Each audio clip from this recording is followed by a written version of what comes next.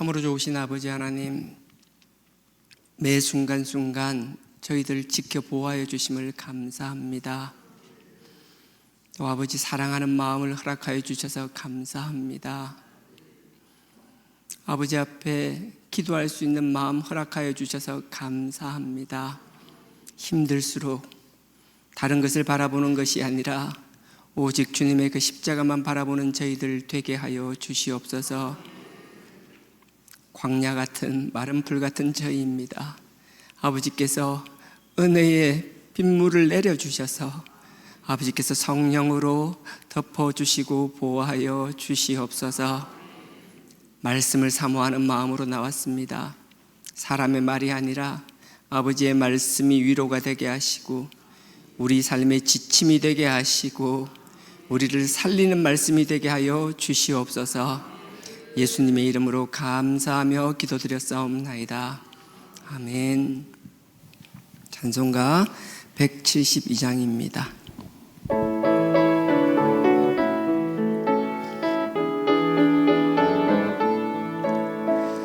빈들의 마른 풀같이 시드는 나의 영혼, 주님의 허락한 성령 간절히 기다리네.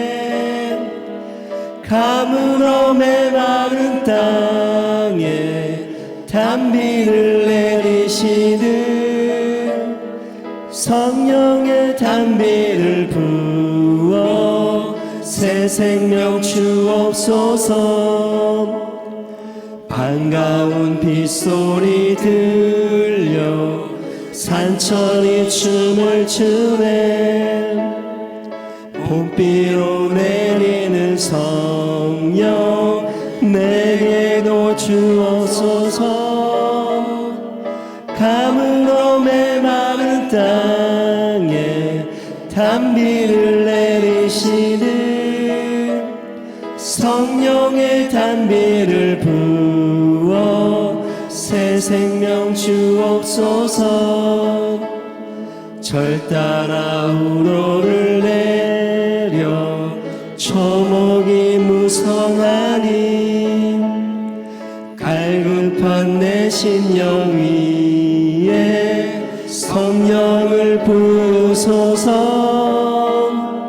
가물어 메마른 땅에 단비를 내리시듯 성령의 단비를 부어 새 생명 주옵소서. 참되신 사랑의 언약 어길 수 있사오랴. 오늘의 흡족한 은혜 주실 줄 믿습니다. 가물어 메마른 땅에 단비를 내리시듯 성령의 단비를 부어 새 생명 주옵소서. 아멘.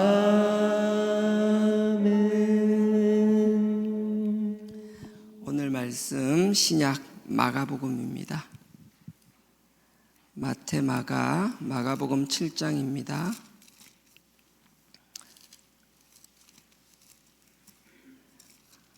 마가복음 7장 14절에서 16절까지입니다.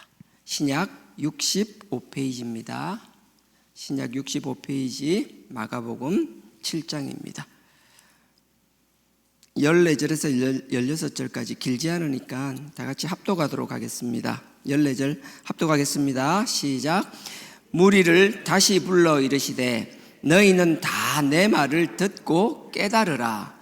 무엇이든지 밖에서 사람에게로 들어가는 것은 능히 사람을 더럽게 하지 못하되 사람 안에서 나오는 것이 사람을 더럽게 하는 것이니라 하시고. 아멘. 제가 다시 읽겠습니다. 무리를 다시 불러 이르시되, 이유는 모르겠는데 주님께서 갑자기 사람을 다시 모으는 거예요. 다시 불러 이르시되, 왠지 모르게 중요할 것 같지 않아요? 주님께서 뭔가 할 말이 있어서 사람을 다시 불러 모은 거예요. 무리를 다시 불러 이르시되 너희는 다 내 말을 듣고 깨달으라. 내 하는 말 단지 듣고 잘 깨달아. 그렇게 말하는 거예요. 그 다음 15절. 무엇이든지 밖에서 사람에게로 들어가는 것은 능히 사람을 더럽게 하지 못하되. 너네들은 자꾸 외부적인 요인 때문에 더러워진다라고 자꾸 그렇게 주장하는데 그거 아니야. 그거 절대 아니라는 거예요. 그러면서 16절에 사람 안에서 나오는 것이 사람을 더럽게 하는 것이니라 하시고. 너네들은 자꾸 외부 요인 되고 다른 것 때문에 그렇다라는데 네가 자꾸 뭐 다른 데 오염됐다는데 그게 아니고 네 속에서 더러운 게 있어서 자꾸 네가 그렇게 된다라는 거예요. 그래서 주님께서 얘기하시잖아요. 14절에 제가 다시 보면요, 무리를 다시 불러 이르시되. 주님께서 뭔가 답답하신 거예요. 뭔가 대화 상대가 있었거든요. 대화 상대가 있는데 이건 이 대화 상대하고만 풀 문제가 아니라 다른 사람들도 다 알아야겠다라고 주님께서 생각하신 거예요. 사람들 다시 불러 모은 거예요. 불러 모은 것도 있지만 다르게 말하면 예수님께서 강조하시고 싶었다라는 거예요. 막 큰 따옴표, 느낌표 빡빡빡 박듯이. 그럼 앞에 무슨 일이 있었냐라는 거죠. 주님께서 어떤 일이고 누구하고 무슨 얘기를 하다가 이 이야기를 하다가 답답한 마음에 뭔가 이 이야기는 이 사람뿐만 아니라 주변 사람 다 알아야겠다라고 생각하시고 무슨 이유 때문에 그렇게 했는지를 이제 보는 거예요. 7장 1절에요. 7장 1절에 바리새인들과 또 서기관 중 몇이 예루살렘에서 와서 예수께 모였다가, 이때가 언젠가 하면 예수님이 공생의 사역을 3년 하셨잖아요. 3년 반 전체 공생의 사역인데 결국 3년으로 보시면 돼요. 3년인데 공생의 사역 2년 차예요. 이제 그 예수님 공생이 중간쯤 된 거죠. 2년 차가 되었을 때 이제 소문들이 막 났잖아요. 예수님께서는 예루살렘 근처에서 세례를 주시고 다시 갈릴리로 올라오셨습니다. 갈릴리로 올라서 원래 고향 지역에 계셔서 거기서 막 사역을 하신 거예요. 사람들 고쳐주고 사람들이 기머거리 그 다음에 말 못하는 사람 고쳐주시고 안전뱅이도 일으켜 주시고 많은 이적들을 하시다가 이제 2년 차가 되니까 사이즈가 좀 크신 거예요. 그 앞에 보면 알겠지만 이제 오병이어 사건 이런 것들 있잖아요. 감히 상상도 하지 못할 것들, 뭐 그냥 개인적으로 만나서 누굴 고치고 이런 차원을 넘어서는 일들을 하기 시작하는 거예요. 예루살렘에서는 서기관과 바리새인들이 있었는데 그 서기관과 바리새인들은 하는 역할이 명확했어요. 서기관들은 이제 말씀을 그거 하는 거잖아요. 예전에는 이게 성경이 있으면 성경을 우리가 보잖아요. 여러분들 지금은 얼마나 감사해요. 우리가 보고 그대로 읽고 느낀 대로 하나님 앞에 감사하면서 살아나가면 되잖아요. 당시에는 이 성경을 해석해 주는 사람이 있었고요, 그 해석된 대로만 이해했어야 돼요. 그 해석해 주는 거 말고 다르게 해석하면은 큰일 났어요. 이단이라고 몰리고 배척당하고 보통 일이 아니었어요. 근데 그 성경을 해석해 주는 사람들이 서기관들이었어요.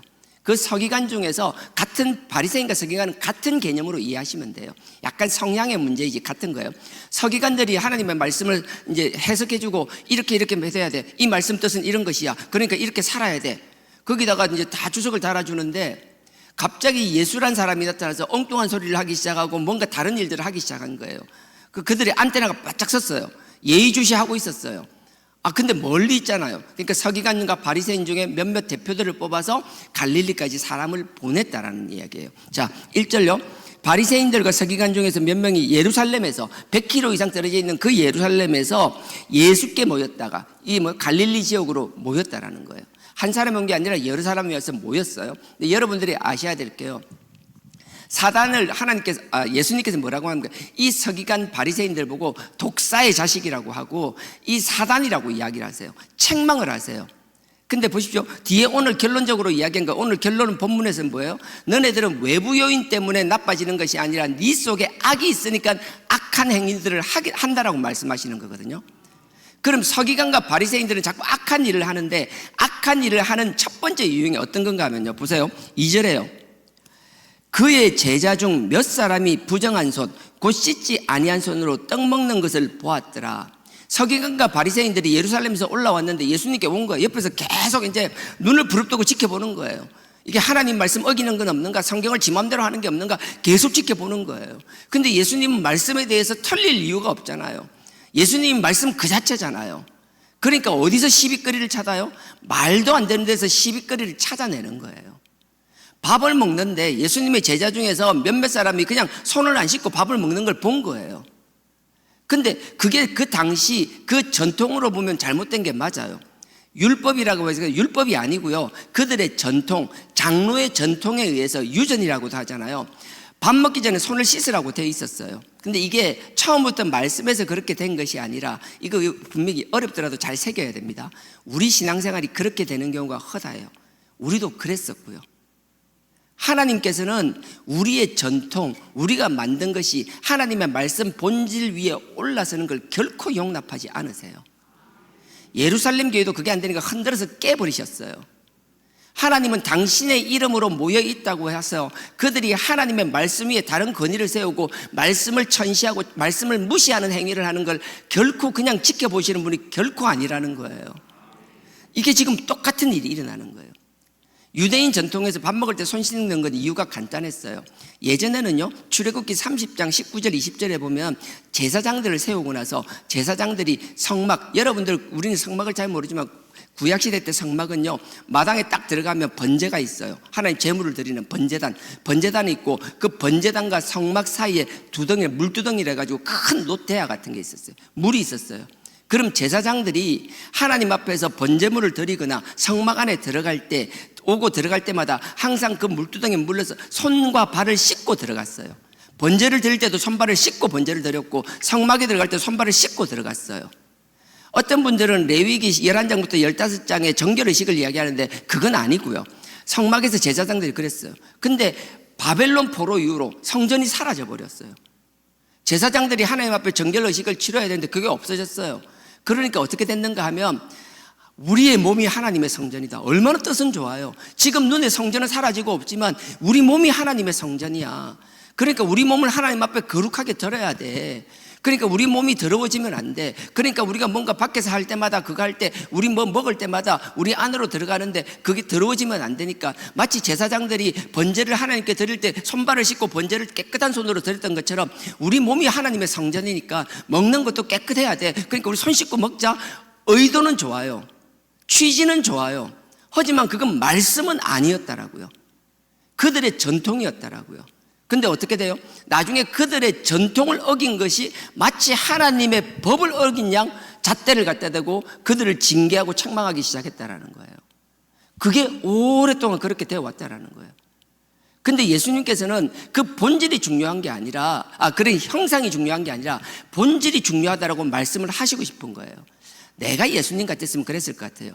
서기관 바리새인들이 와 있잖아요. 그럼 제자들 보고 평소에 손을 안 씻어도 야, 지금 손 씻어. 손 씻고 먹어야지. 충분히 그렇게 말씀하실 수 있었을 것 같아요. 근데 내가 볼 때는 예수님은 의도적이었던 것 같아요.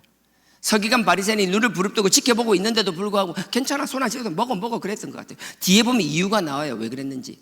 얼핏 앞에 보면 주님께서 제자들이 잘못한 것 같아요. 근데 주님께서는 그들의 핵심을 찌르기 위하여 비본질적인 것을 드러나게 하셨더라고요. 잘 보십시오.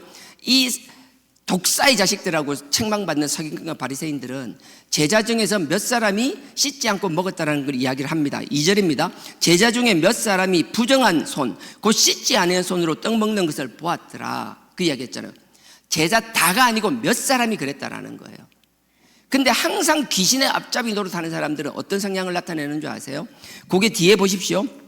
뒤에 5절 보십시오. 5절에 이에 바리새인들과 서기관들이 예수님께 묻는 게 아니고 따진다라는 거예요. 아니 너네 어떻게 그럴 수 있냐고, 어떻게 당신이 그럴 수 있냐고 막 따지는 거예요. 그 예수께 따지며 묻되 어찌하여 당신의 제자들은, 이 제자들은요 단순히 집단을 말하는 거예요. 마치 이런 거예요. 우리 교회가 있잖아요. 우리 교회 하다 보면 이렇게 실수하는 사람도 있을 수 있잖아요. 우리가 진짜 질풍노도에 저도 그랬고 20대 30대 다 그런 실수 다 겪고 성장하잖아요. 다 그런 게 아니잖아요. 몇몇 그럴 수 있잖아요. 근데 밖에서 볼 때 너그 주하나 교회는 왜 전부 다 그 모양이냐라고. 마치 작은 하나를 가지고 전체가 그런 양 싸잡아서 비난하는 것. 확인해 봤나요? 아니에요. 그냥 자기가 보고 싶은 것만 보고 그게 눈에 보이면 그게 다 그런 양 그런 식으로 매도해 버리는 것. 이게 얼마나 나쁜 건 줄 알아요? 그걸 주님께서는 사단의 자식이라고, 독사의 새끼 같은 그런 모습이라고 책망하시는 것이라고요. 근데 서기관 바리새인만 그래요? 저 잘 그래요. 내 편이라고 생각되고 내가 감싸야 될 사람 같은 경우에는요 다 이해돼요. 다 이해돼. 이해 안 되는 게 없어요. 뭔가 나한테 섭섭하고 내가 좀 싫어하는 사람, 뭔가 좀 껄끄러운 사람, 적대적인 사람이라고 생각하면 그 작은 것 하나만 눈에 보이면 막 그걸 가지고 침소봉대 해가지고 막 그게 전체인 양 막 물고 뜯고 막 은근히 무슨 짓을 하는지 몰라요. 차마 목사라는 타이틀 때문에 행동을 못하고 말로 내뱉지 못하더라도 막 속은 이미 다 썩어 있는 거예요. 우리는 결코 이런 사람들이 되어서는 안 될 줄 믿습니다. 그것 때문에 우리가 십자가 그리스도의 보혈을 의지하고 회개하는 거잖아요. 근데 이런 현상이 나타나는 거예요. 그래서 5절에 이에 바리새인들과 서기관들이 예수께 막 따지며 묻죠. 어찌하여 당신의 제자들은 한두 명의 전체를 막 싸잡아서 이야기하는 거예요. 도대체 너희는 왜 그러냐 이러는 거예요. 제자들은 장로들의 유전은 전통을 말하는 거예요. 장로들의 전통을 준행치 아니하고 부정한 손으로 떡을 먹나이까. 이 부정한 손이라는 게 더럽다라는데 원어 그대로 보면요 그냥 일반적인 걸 말하는 거예요. 근데 우린 부정이라고 번역되어 있잖아요. 근데 일반적인 거하고 부정하고 뭔 상관이? 죄송해요, 새벽부터 어려운데 그냥 들어보세요. 이 서기관과 바리새인의 특징 중에 하나가 뭔가 하면 자기들만 거룩해. 우리 잘 한번 옛날에 우리가 회개를 좀 특별하게 한다고 할 때 우리만 잘났어. 우리만 회개하고 우리만 마치 천국 갈 것처럼. 남들 다른 신앙은 다 우습게 생각하는 것. 우리만 특별하니까 특별한 우리만 뭐 대단한 것처럼 생각하는 것. 그래서요 여기 보면 부정한 손이라는 게 뭔가 하면요 우리가 부정하니까 특별히 일반적인 보편적 기준에서 더 나쁜 걸 부정하다라는 게 아니라 자기들 거룩한 소수의 기준을 했고 일반적인 것을 부정하다라고 이야기하는 거예요. 우리만 특별한 믿음이야. 우리만 특별한 신앙이야. 너희처럼 그런 믿음 그런 신앙은 다 구원받지 못해. 그런 식으로 나만 높이고 상대를 그냥 신앙 속에서 보편적이고 일반적인 것조차도 폄하시키고 나쁜 것으로 만들고 악마화시키는 것. 마치 우리만 막 지고주신한 것처럼 그런 형태가 되는 것. 주님께서는 그 꼴을 못 보셨다라는 거예요. 서기관과 바리새인은 주님 앞에서 이렇게 따지는 거예요. 그래서 뒤에 보면 여기 보면 씻지 않는 거 보십시오. 3절과 4절을 자세히 보시면요 3절하고 4절 사이에 괄호가 있어요. 여러분 성경에도 다 그렇게 되어 있죠. 3절과 4절은 괄호가 되어 있습니다. 이 괄호는 뭔가 하면은 이 성경이 마가가 로마에 있는 그러니까 뭐죠? 개종한 이방인 크리스찬들한테 쓴 편지예요. 유대인들은 유대인 전통, 장로의 전통을 너무나 잘 알잖아요. 근데 일반인들은 유대인들이 아닌 헬라인들 같은 경우 이 내용을 모르잖아요. 그래서 마가가 3절과 4절 제가 쭉 읽겠습니다. 한번 들어보세요. 이렇게 마가가 하는 말이에요. 이 성경을 읽는 독자들은 로마에 있는 헬라인들이에요. 그러니까 그들에게 말하는 거예요. 예수님하고 바리새인 서기관 사이에 막 이야기를 내가 이야기하는 거예요. 저도 여러분들 설교할 때 기억나세요? 설교를 하다가 필요 없이 성경에 없는 내용인데도 내가 막 부차하게 막 상황 설명을 할 때가 있잖아요. 역사적 배경이나 막 이야기를 할 때가 있잖아요. 왜냐하면 여러분들 그 상황을 알아야지 본 뜻을 알 수 있으니까. 마가도 지금 마찬가지인 거예요. 로마 헬라 사람들은 이 내용을 알 수가 없기 때문에 왜 저렇게 싸우지? 왜 저렇게 다투고 있지? 이해할 수가 없으니까 이건 여차 이런 이유 때문에 이런 배경 때문에 이러고 있는 거야 라고 설명하는 것이라고요. 그러니 어떤 분들은 제가 이제 설교할 때 쓸데없이 그런 거 한다고 말씀 안 하지 왜 쓸데없는 거 하냐라고 이야기하는데 정말 말씀을 모르는 사람이에요. 제가 그런 이야기를 몇 번 들었었거든요. 성경을 몰라도 그렇게 본인이 아는 몇몇 구절을 그냥 외우고 있으면 그거로 성경을 다 안다라는 착각 속에 빠져 있는 분들. 자기가 아는 게 다라고 착각하니까 전체적인 하나님의 말씀, 성경에 어떻게 기록되고 어떻게 하나님의 뉘앙스가 어떤지는 알지도 못하는, 그러니까 자기 기준과 안 맞으면 다 틀렸다라고 이야기하는 것. 그러면서 말은 꼭 토를 달아요. 나는 목사님처럼 성경을 잘 모르지만, 모르면 모른다고 하나님 앞에 무릎 꿇고 말씀 앞에 서면 돼요. 근데 그렇게 얘기해서 나는 목사님처럼 말씀은 모르지만 나는 이렇게 들어왔고 나는 이렇게 배워왔고, 그 무슨 의미가 있어요? 내가 이것밖에 모르는 게 마치 나머지 말씀은 몰라도 될 것처럼, 그게 착각이 아니라 확신으로 넘어설 때 아무 말도 안 들어요. 귀를 닫아버린다고요. 3절 보십시오. 3절. 그 마가가 이제 헬라인들에게 하는 말이에요. 바리새인들과 모든 유대인들이 장로들의 유전을 지키어 손을 부지런히 씻지 않으면 먹지 아니하고. 유대인들은 장로들의 유전 때문에, 장로들의 전통 때문에, 지금 너네들은 하나님의 말씀을 들었지? 하나님의 말씀을 들었는데 이 유대인들은 너네가 들은 하나님의 말씀뿐만 아니라 그들만의 전통이라는 게 있어. 그 전통 때문에 이걸 안 하면 죽는 줄 알고 있어. 그래서 그 사람들이 이거 안 하면 죽는다고 생각하니까 이렇게 여기에 목을 매는 거야 라고 설명하는 거라고요. 4절을 보십시오. 또 시장에서 돌아와서는 밥 먹기 전에 손 씻는 건 당연한데 시장에서 돌아와서 물을 뿌리지 않으면 먹지 않아하고, 어떤 주석은 목욕이라고 이야기하고요, 대부분은 목욕까지는 안 해요. 당시 상황상 목욕을 할 수 없어요. 여하튼 시장을 다녀오면 시장에는 온갖 잡것들이 다 있잖아요. 이방인들도 있을 수 있잖아요. 부정한 것들도 있을 수 있잖아요. 그러니까 시장에 나가면 몸이 더 더러워지기 때문에 시장에 갔다 와서는 더 몸을 정결케 해야 된다는 거예요. 그게 전통이라는 거예요. 그것뿐만 아니라 그 뒤에 보면 그 외에도 여러 가지 지키어 오는 것이 있으니 잔과 주발과 녹걸, 식기류를 말하는 거예요. 음식 식기류도 음식에도 부정한 것이 묻었을 수도 있기 때문에 그러면 그 음식에 먹으면 우리도 부정해진다라는 거예요. 말도 안 되는 거예요. 그러고 나서 그걸 목숨 걸고 지킨다라는 거예요. 지금 그 이야기를 하는 거예요. 주님께서 굳이 이런 내용들을 다 세세하게 적은 이유는 뒤에 예수님께서 하시고 싶은 말씀이 있어서 그러는 거예요. 요까지 들어보면 뭐 어때? 좋은 건데, 좋은 의도인데 하면 좋은 거지. 맞아요. 주님께서도 그걸 부정하는 것이 아니에요. 근데 그렇게 하는 것이 본질을 잃어버리고 한다라면 그건 하나님과 아무런 상관이 없다라는 거예요. 우리는 형식으로 구원받는 사람들이 아니에요. 우리가 하나님 앞에 마친 우리가 신앙생활에서 지침들 있잖아요. 생활 방식들 있잖아요. 그거 지켜야 돼요. 하지만 그것만 지키고 하나님의 말씀의 본질을 떠나 있다면 아무 의미가 없다라는 거예요. 우리 속이 하나님 앞에 드려지지 않는다면 우리의 외형적인 것은 의미가 없다는 거예요. 그렇다고 완전히 무가치하느냐? 아니에요. 속이 드려진 사람은 우리의 생활, 우리의 겉모습도 반드시 그렇게 될 수밖에 없습니다. 속이 변해서 그렇게 사는 것과 속은 변하지 않았지만 그런 척하고 흉내내는 것, 마치 사람을 흉내내는 원숭이처럼, 그건 의미가 없다라는 거예요. 그래서 주님께서 이렇게 쭉 말씀을 하시는 거예요. 그러다가 보십시오. 이제 6절 7절에 주님께서 이제 딱 본론을 이야기하시는 거예요. 6절 가라사대 이사야가, 지금 우리 이사야 금요 철야마다 하고 있잖아요. 이사야가 너희 외식하는 자에 대하여 잘 예언하였도다. 이사야에 보면 딱 너희 같은 애들이 다 기록되어 있어. 너희 같은 애들이 이미 다 기록되어 있어. 너가 말씀을 얼마나 안 보면 너가 지금 어떤 모습인지, 말씀이 거울이라는 게 그 말이에요. 우리가 말씀을 보면 우리 모습, 우리 꼬라지가 막 그냥 한두 번이 아니에요. 반복적으로 나오고 있는 거예요. 말씀을 열고 보면 내가 깨닫게 되는 것인데 우리는 하나님 말씀을 내 거울로 보는 것이 아니라 그럼 의미 없이 듣기만 하는 것. 저 같은 목사 같은 경우에는 의무감에 읽어야만 되니까 읽는 건 소용없다라는 거예요. 하나님 앞에 우리 모습이 그대로 드러나는 것, 말씀 앞에 우리 모습이 보여지는 역사가 일어나길 주님의 이름으로 축원드립니다. 그 이야기를 하는 거예요. 이사야에 이미 너 같은 애들이 다 기록되어 있다는 거예요. 그러면서 이 백성이 입술로는 나를 존경하되 마음은 내게서 멀리 떠났도다. 이사야 29장 13절요. 한지 얼마 안 됐잖아요. 지지난주인가 했잖아요. 지난주에도 아마 복습했을걸요. 너희들이 입술로는 막 하지만 마음은 내게서 떠났다라는 거예요.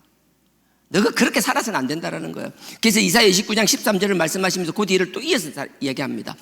사람의 계명으로 교훈을 삼아 가르치니 나를 헛되이 경배하는 것이다.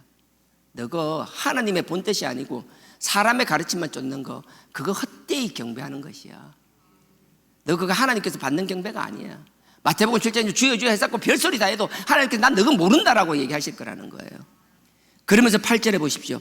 너희가 하나님의 계명은 버리고 정작 하나님의 말씀은 잊어버리고 사람의 계명, 사람의 유전, 사람의 전통만 따르는구나. 왜요? 왜 그런 현상이 일어나는 줄 아세요? 그 전통을 만든 장로들의 전통은 그들의 기득권처럼 그 장로들이, 그 서기관 바리새인들이 현 세상에서도 힘 있는 자니까. 지금 힘 있고 우리가 잘못되면 그 전통을 지키지 않으면 우리를 처벌할 수 있는 힘 있는 사람이 주장하니까 하나님을 두려워하지 않고, 우리는 말씀을 어기도 하나님이 바로 나를 막 책망하고 징계하지 않고, 전통을 지켜야 하면 서기관 바리새인들이 바로 막 제재를 해오니까 하나님 두려운 줄 모르고 사람만 두려워하는 이런 멍충이들이 되어 있는 상황, 무엇을 두려워하고 어떻게 살아야 될지도 모르고 살아나가는 이런 인간들을 바라보면서 이 주님의 탄식이 묻어나오는 거라고요, 이게 지금. 그러면서 보십시오. 뒤에 보면 뛰어넘겠습니다. 시간이 많이 없으니까 11절에 우리가 너무나 잘 아는 고르반이라는 내용이 여기서 나오는 거예요. 그냥 고르반이니까 뭐 고르게 먹는 거 그냥 그런 게 아니라는 거예요. 왜 고르반이라는 얘기가 지금 나오냐라는 거예요. 11절에 너희는 가로되 사람이 아비에게나 어미에게나 말하기를 내가 드려 유익할 것이 고르반 곧 하나님께 드림이 되었다라고 하기만 하면 그만이라 하고, 고르반이라는 게 뭔가 원뜻 그대로 보면 제물이란 뜻이에요. 예물, 제물, 하나님께 드린 것. 레위기 1장에 보면요, 번제, 소제, 속죄제, 속건제 있잖아요. 그 5대 제사가 있는데 1장 2절에 보면 그 항상 제사마다, 번제, 소제나 각 제사마다 하나님 앞에 드리는 예물이 있어요. 그 번제물, 예물이 고르반이에요. 정확한 뭐 표현은 코르반인가 뭐 이럴 거예요. 고르반이라고 해요. 하나님께 드린 거예요. 그건 하나님께서 험없는 걸 드리라 했기 때문에 우리가 많이 있는 것 중에서 내가 휴대폰이 이거 너무 좋아, 이거 좋아, 이거 고르반 하나님께 드릴 거야 딱 하면 이건 그 다음부터 하나님 거예요. 지금 내가 드린 건 아니지만 내가 다음 제사나 그 다음 제사나 언제 차례가 될지 모르지만 내가 하나님 앞에 제사 드릴 때 이거 드릴 거야. 그러니까 하나님 거야. 이건 아무도 손 못 대. 그러니까 뭐 아무리 이쁜 내 자녀가 달래도 안 돼. 이거 하나님 거야. 뭐 부모님이 달래도 안 돼. 하나님 거야. 그러면서 지는 드릴 때까지 지 마음대로 쓰고 있는 것.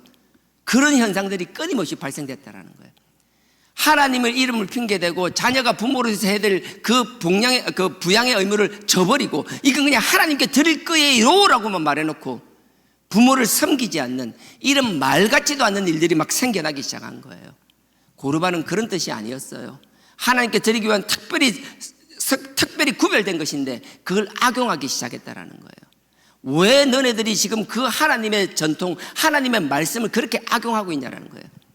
너네 전통, 고르반 하면은 부모를 안 섬겨도 된다. 이거 하나님께 헌금할 거니까 부모 안 섬겨도 된다. 그 말은 누가 만들었어요? 하나님이 만든 것이 아니라 장로들의 전통이 그렇게 만들었는데 그 전통 때문에 하나님은 십계명에서 너희 부모를 공경하라고 엄히 명했음에도 불구하고 그 장로의 전통 때문에 십계명을 어기고 있는 이 어리석은 인간들아라고 말씀하시는 것이라고요.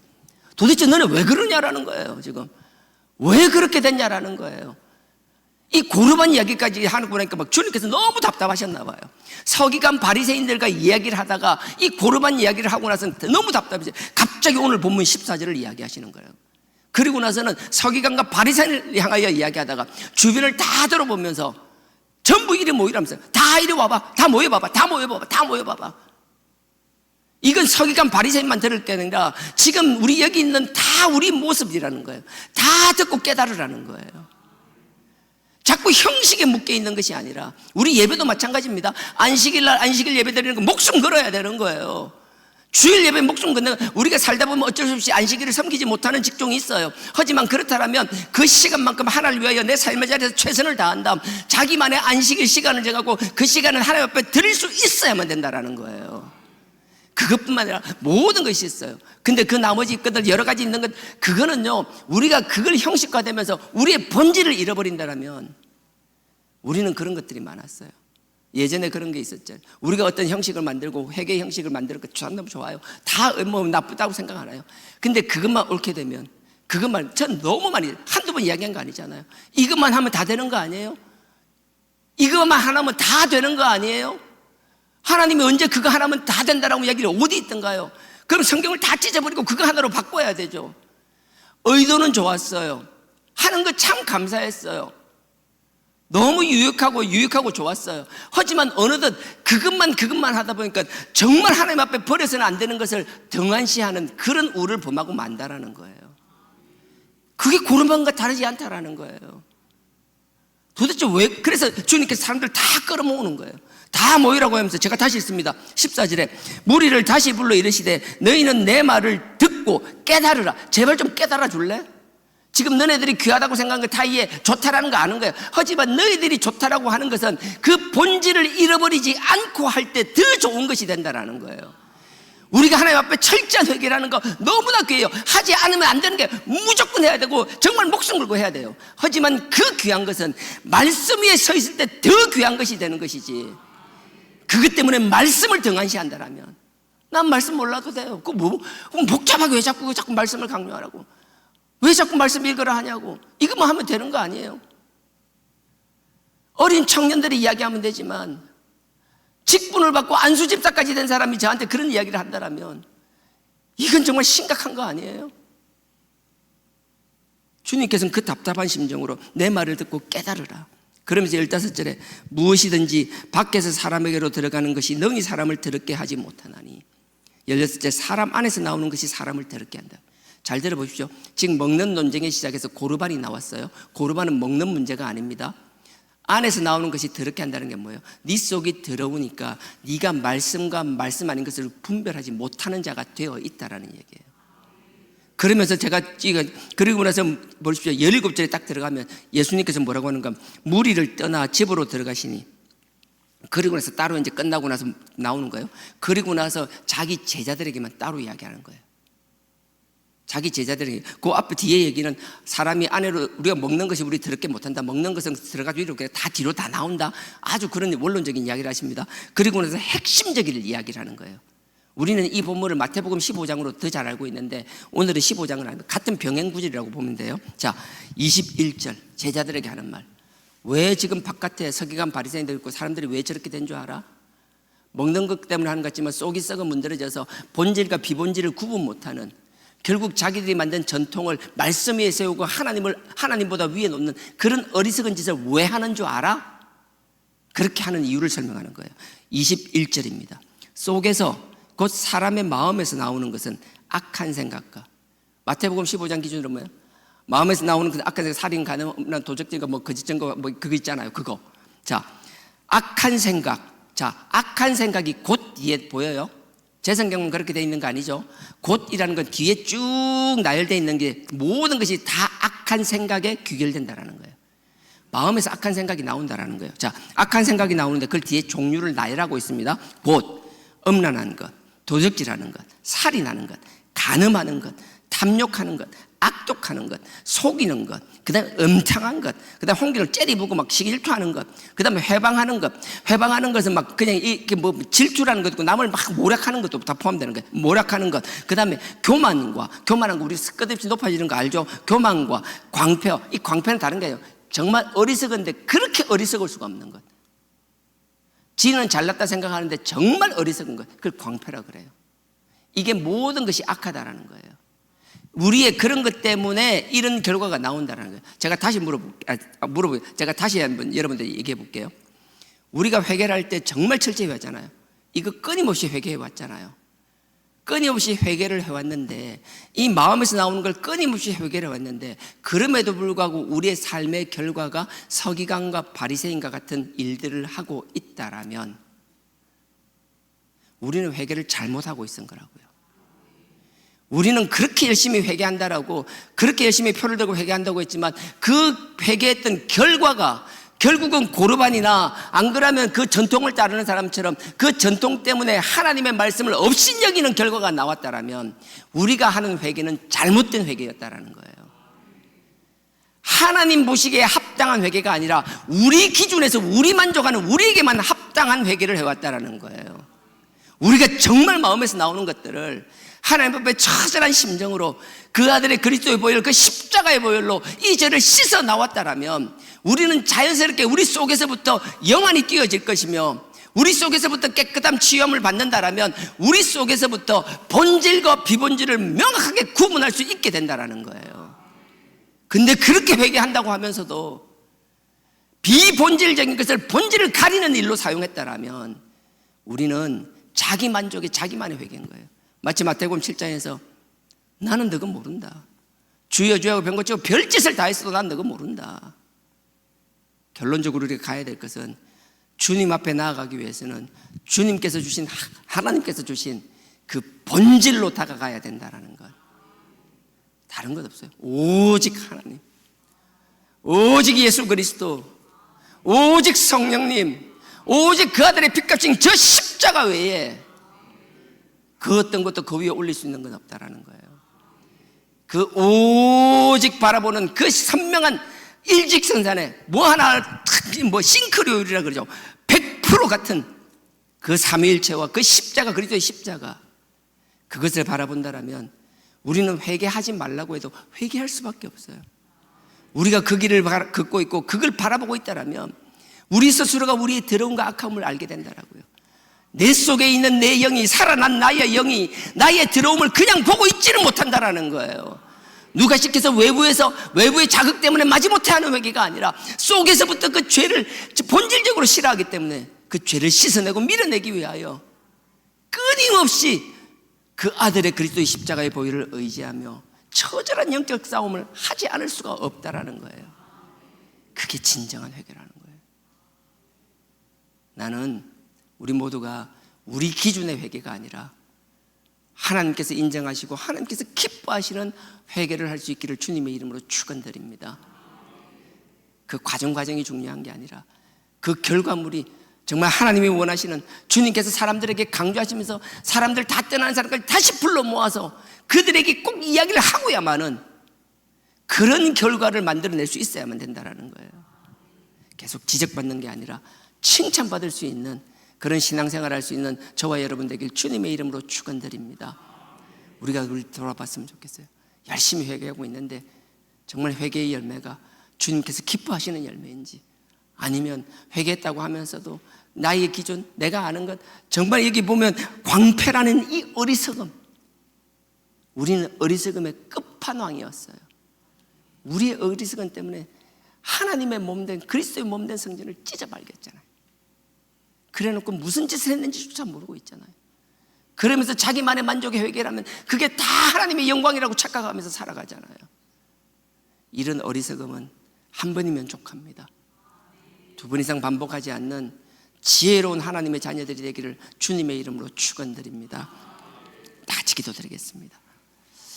아버지 하나님, 우리가 만든 전통, 우리가 만든 것 아무리 귀하고 좋은 것이라도 그것이 하나님을 가리지 않게 하여 주옵소서. 오직 예수 그리스도를 가리지 않게 하여 주옵소서. 저 십자가를 가리는 일이 없게 하여 주옵소서. 말씀을 등한시하는 일이 결코 없게 하여 주시옵소서. 우리가 회개함으로 빛과 소금의 역할을 감당하는 자들 되게 하여 달라고, 우리 속사람부터 살아나서 아버지의 영광의 도구가 되는 삶 살게 하여 달라고, 오늘 주님의 날도 아버지 앞에 기쁨으로 찬양하며 기도하며 하나님을 섬기는 자들 되게 하여 달라고, 우리가 온전히 기쁨으로 아버지를 찬양하며 섬기면 아버지께서 우리의 모든 근심뿐만 아니라 우리의 모든 것을 주님께서 다 감사 안으시며 더 좋은 일로 바꾸어 주실 줄 믿사오니, 우리가 먼저 아버지를 바라보며 아버지의 영광의 도구가 되는 삶 살게 하여 달라고, 이 시간 다 같이 주여 삼창하시고 기도드리시겠습니다. 주여, 주여, 주여.